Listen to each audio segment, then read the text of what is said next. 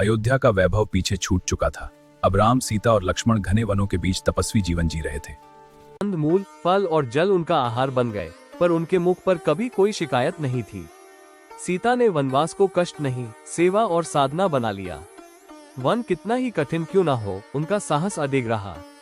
लक्ष्मण हर क्षण सजग रहते, धनुष सदा हाथ में, नेत्र चारों दिशाओं में।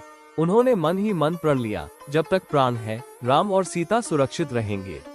वन में ऋषि मुनियों के यज्ञ राक्षस बार बार भंग कर देते थे। धर्म संकट में था। राम ने राक्षसों का संहार किया और वन में पुनः शांति स्थापित हुई। अंततः वे पंचवटी पहुंचे। यही भाग्य अपनी सबसे कठोर परीक्षा लेने वाला था। एक दिन राक्षसी शूर्पणखा वहां आए। सीता को देखकर उसके हृदय में ईर्ष्या और वासना दोनों जाग उठी। राम और लक्ष्मण द्वारा उसका अहंकार टूट गया। अपमान से तिलमिलाई शूर्पणखा लंका पहुंची और रावण के कानों में सीता के सौंदर्य का विष घोल दिया। लंका का राजा रावण अहंकार में अंधा सीता को पाने का कुटिल षड्यंत्र रचने लगा। उसने मारीच को बुलाया और माया का जाल बुन दिया। वन में प्रकट हुआ एक अद्भुत स्वर्ण मृग। सीता का मन उस पर मोहित हो गया।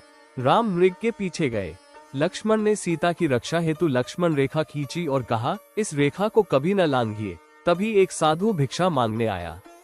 करुणा से भरी सीता लक्ष्मण रेखा लंघ गई और उसी क्षण वह साधु अपने वास्तविक रूप में आया। वह रावण था। आकाश कांप उठा। रावण ने सीता का हरण किया और पुष्पक विमान में उन्हें बलपूर्वक लंका की ओर ले गया।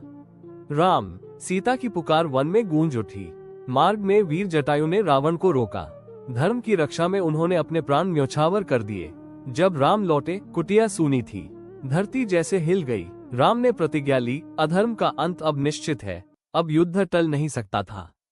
लंका की उल्टी गिनती शुरू हो चुकी थी।